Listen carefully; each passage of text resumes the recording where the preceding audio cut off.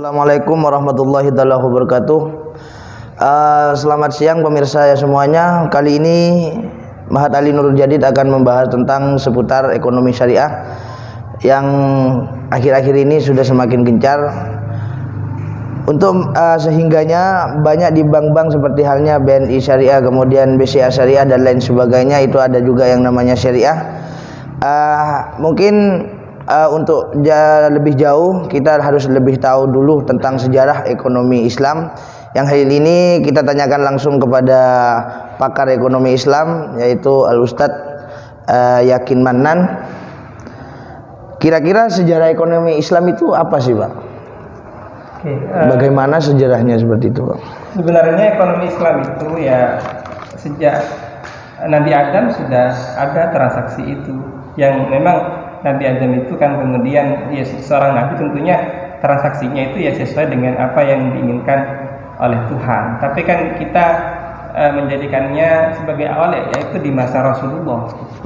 Bagaimana kemudian Rasulullah itu memberikan aturan tentang ekonomi yang benar, yang sesuai dengan Islam, yang itu peri kemanusiaan dan tidak ada ketimpangan atau kezaliman katakan. Ya waktu itu dilarangnya riba, dilarangnya kemudian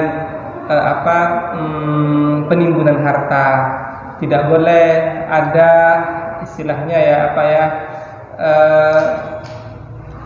kezaliman dalam tawar menawar yang kita kenal dengan bai'un najas. Itu dalam sejarah yang memang kita ketahui ya sejak Rasulullah hingga kemudian sekarang ini, hingga di abad 15 Hijriah ini atau abad 21 Masehi ini, sejarah ekonomi Islam itu sudah mulai terukir, sudah mulai nampak bahwa kita ini punya punya katakanlah ikon yang sangat bagus untuk dijadikan sebagai rujukan dari berbagai aspek ekonomi. Jadi ekonomi Islam itu ya lahir ya sejak Rasulullah, berkembang terus sampai sekarang. Bahkan sampai Nabi Adam begitu ya, Pak? Ya, sejak Nabi Adam itu sebenarnya ya para nabi itu semuanya sudah bertransaksi ya sesuai dengan ekonomi Islam. Kenapa? Karena mereka itu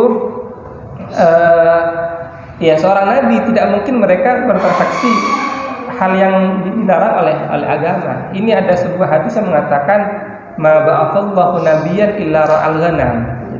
Nabi tidak akan pernah mengutus seorang nabi kecuali Allah tidak akan mengutus seorang nabi kecuali dia mengembala kambing gitu. Berarti mereka juga seorang katakanlah peternak ar-ra'i gitu. Katakanlah juga seorang pedagang seperti Nabi Muhammad. Oke, Pak. Berarti mungkin hal ini sudah tidak asing lagi apabila kita sudah tahu tentang sejarah ekonomi Islam yang itu sudah diterapkan ketika masa Rasulullah. Iya. Cuman saja sekarang cuma lebih berkembang lagi ya, Pak, karena sudah teknologi canggih. Cuma yang penting diketahui oleh orang Islam itu ada diskriminasi literatur tentang ekonomi Islam. Jadi banyak di sekian sekolah atau katakanlah kampus, katakanlah kemudian lembaga pendidikan yang ada bahan ajar ekonomi itu hampir dipastikan tidak ada referensi marji yang nuansanya ekonomi Islam dari pakar-pakar muslim. Kebanyakan ya Amerika, kemudian Eropa, lain sebagainya yang mereka katakanlah kapitalis atau sosialis. Padahal kita banyak, ada Al-Kharraj karangan Abu Yusuf gitu kan. Bahkan kemudian ada Muqaddimah karangan Ibnu Khaldun gitu. Ya, kira-kira cakupannya yang terdapat dalam ekonomi Islam itu apa saja ini? Dan cakupan ekonomi Islam itu ya masalah akad kemudian. Masalah akad. Akad itu yang membedakan dengan ekonomi lainnya itu di akad. Antara akad itu jelas membedakan antara ekonomi Islam dengan yang konven. Sebenarnya kalau sekarang istilahnya konvensional. Iya, konvensional itu yang membedakan akad. Sekalipun di kita itu punya beberapa prinsip, ada prinsip ketuhanan, ada prinsip kemanusiaan, ada prinsip kemaslahatan, ada prinsip sosialis. Artinya apa ya? Bukan kemudian sosialis bukan, artinya punya prinsip nilai-nilai tidak hanya untuk kepribadian, tapi hanya juga untuk orang lain, itu ekonomi Islam. Berarti tidak seperti halnya kapitalis yang itu mempunyai prinsip tentang individualis Ya. gitu ya, Pak. Kemudian kira-kira manfaatnya ekonomi Islam yang bila diterapkan itu apa sih, Pak? Pertama, tidak ada diskriminasi ekonomi. Artinya di sana ekonomi itu harus membaur, harus merata, tidak boleh bertumpu pada satu pilihan, satu orang saja. Jadi penerapan ekonomi Islam itu ada pelarangan riba, ada kemudian pelarangan penumpukan harta, ihtikar gitu, atau monopoli gitu. Kalau kapitalisme memperbolehkan semau-maunya, bahkan sesuatu juga Bebas istilahnya. bebas. Tapi kita tidak boleh. Jadi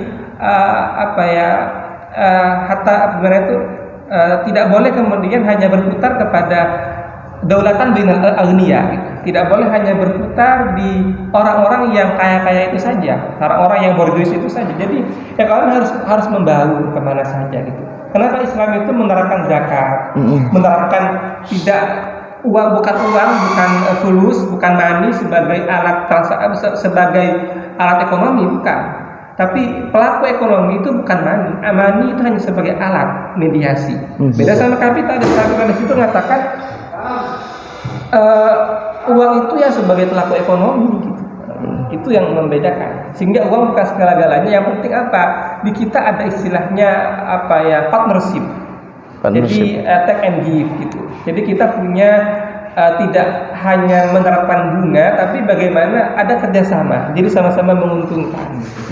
Ya, kita ketahui sudah Islam sudah ekonomi Islam yang sekarang sudah berkembang pesat. Kira-kira tentunya setiap organisasi yang berkembang pesat tentunya ada pantangan-pantangan tertentu. Kira-kira untuk pantangan ekonomi Islam itu apa gitu? Pertama soal katakanlah penyadaran kepada orang Islam itu sendiri. Jadi banyak orang Islam itu yang mereka menganggap sama bahwa sama saja, bahkan sama Islam nggak ada beda-bedanya gitu. Juga sama untung-untung juga dapat hasil. Kalau untung jelas karena ekonomi Islam itu katakanlah seperti Islamic banking, bank Islam itu tetap akan mencari keuntungan. Nah kalau bukan mencari keuntungan namanya itu lembaga zakat, infak, baznas gitu, atau wakaf itu, BWI gitu. Kalau ekonomi Islam tetap mencari keuntungan, tapi apa yang bedanya di akad itu. Jadi saya sering contohkan itu ibaratnya orang itu mau kawin itu kan intinya jima atau kemudian wati, itu intinya kan. Tapi ada akad. Jadi qabiltu nikah ila akhirih itu. Sama dengan orang kemudian masuk ke warung katakanlah warung-warung yang tidak halal itu langsung ngasih 50.000. Oke juga, jadi sama-sama kan, sama-sama itu sudah kumpul, tapi yang beda satu halal ada akad, satunya nggak ada akadnya gitu. Satu ini. Yang kedua adalah modernisasi. Jadi ekonomi Islam itu harus melakukan banyak pembaharuan atau inovasi tentang katakanlah dalam dunia IT. Jadi bagaimana mereka itu minimal lah sejajar dengan ekonomi konven yang sudah ada. Memang kita ekonomi Islam itu katakanlah bank syariah itu tidak akan sama sementara ini dengan BRI, dengan BNI karena memang mereka sudah ada. Kalau BRI memang ada sejak Indonesia merdeka sudah ada. Betul. Kita masih merangkak, bahkan baru bangun gitu kan. Pak. Jadi pemirsa sudah jelas bahwasanya hadirnya ekonomi syariah, ekonomi Islam yang sudah berkembang pesat pada saat ini itu adalah membedakan. Artinya biar tidak ada ketimpangan antara satu sama yang satunya seperti itu. Kira-kira apa yang menjadi objek atau sasaran dari ekonomi syariah itu, Pak? Ekonomi Islam. Objek dari ekonomi Islam itu ya kalau kita berbicara objek dari perintah Tuhan kan objeknya adalah orang mukallaf. Betul. Ya, objek ekonomi Islam ya semua transaksi yang kemudian menghasilkan uang, transaksi yang berdampak kepada ekonomi. Jadi katakanlah seperti perbankan, asuransi, atau kemudian perdagangan, lain sebagainya. Intinya yang kemudian itu masuk nuansa dalam dunia ekonomi itu menjadi sasaran objek dari ekonomi Islam. Bagaimana kemudian transaksi itu sejalan dengan Islam. Tentunya kan Islam itu kan saya katakan Islam itu sangat ya universal lah. Islam yang seperti apa gitu. Ya bagaimana kemudian Islam itu yang sesuai dengan Al-Qur'an dan As-Sunnah atau ijtihad para ulama. Kira-kira bagaimana perkembangan ekonomi Islam yang di Indonesia ini? Indonesia ini saya kira sangat, atau mungkin saja bisa langsung responden pemerintah terhadap ekonomi Islam di Indonesia. Sebenarnya ekonomi Islam itu ya ada sejak dulu, sejak orang Islam sudah ada di Indonesia sudah ada itu ekonomi Islam. Bahkan saya katakan ekonomi Islam itu adalah mazahir, perwujudan atau manifestasi dari Al-Qur'an As-Sunnah atau dari pesantren. Orang-orang pesantren itu kiai-kiai dulu mereka sudah menerapkan itu. Betul. Adanya mudharabah, investasi, bagaimana pengasuh itu kiai-kiai itu atau tokoh agama itu kan mereka sibuk berdakwah, tidak punya kesempatan untuk bekerja. Dia minta masyarakat untuk yuk kamu kerja ke saya ini kelola. Terjadilah akad muzara'ah kalau itu dalam dunia pertanian, atau mukhabarah kalau dalam dunia perdagangan ada mudharabah. Atau rohan lagi, jadi ada masyarakat mau pinjam ini Pak Kiai mau modal gitu kan, jadi ya ada rohan itu.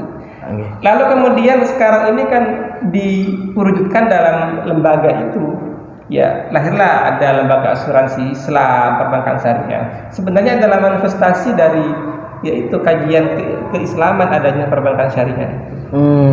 Berarti sudah diterapkan mulai dulu-dulunya sudah, bahkan para kiai, tokoh masyarakat atau tokoh agama atau muka itu sudah mempraktekkan hal seperti itu. Kira-kira apa keterkaitannya ekonomi Islam dengan pesantren pada saat ini? Wah, luar biasa ini. Jadi pesantren itu pesantren sangat banyak sekali gitu. Pernah saya ngisi di webinar itu di mana itu masyarakat ekonomi syariah dan IAIN Jember, bahwa jumlah pesantren kita itu berpuluhan ribu yang ada di Indonesia. 2020 gitu, Indonesia itu kita umat Islam itu 237 juta sekian. Ini bekerja sama atau 83% dari populasi penduduk Indonesia. Bayangkan kalau mereka semuanya berkontribusi, jadi katakanlah jadi nasabah. Jadi nasabah. Nasabah bank syariah, bagaimana ini masalah ini? Yang penting itu bagaimana pesantren sadar bahwa kita itu harus membantu keuangan syariah. Kalau bukan pesantren, siapa lagi yang akan bantu keuangan syariah ini? Ini ada kajian riset, ada orang Jepang itu dia meyakini kalau konsep ekonomi Islam itu sangat bagus dan sangat diterima oleh akal logis. Cuma mereka tidak meyakini adanya kiamat ya karena mereka kan ateis. Betul. Mungkin bentar, ini yang punya lagi respon dari pemerintah itu apa? Adanya IAEI, Ikatan Ahli Ekonomi Islam. Itu ketuanya langsung Ibu Sri Mulyani. Ini sangat penting dalam merumuskan teori-teori atau kemudian yuridis atau konsep ekonomi Islam. Kemudian ada KNEKS, Komite Nasional Ekonomi Syariah, yang ketuanya langsung Pak Jokowi. Ini saat ini ya sudah mulai kemarin ya, mulai tahun-tahun kemarin. Luar biasa. Jadi pemerintah itu sangat welcome, sangat mensupport betul. Ya, mensupport perkembangan ekonomi syariah. Alhamdulillah. Bahkan terakhir sekarang ini ada merger penggabungan 3 bank syariah. Ini kalau sudah di lembaga perbankannya, ada BNI, BRI sama BSM. Ini akan digabung jadi bank syariah. Ya insya Allah asetnya kurang lebih 243 triliun gitu. Itu. Mungkin kita sudah tahu pemirsa semuanya tentang bagaimana sejarah ekonomi Islam dan perkembangannya yang ada di Indonesia. Mungkin hanya ini yang dapat kami sampaikan dulu, kurang lebihnya mohon maaf. Wassalamualaikum warahmatullahi wabarakatuh. Waalaikumsalam.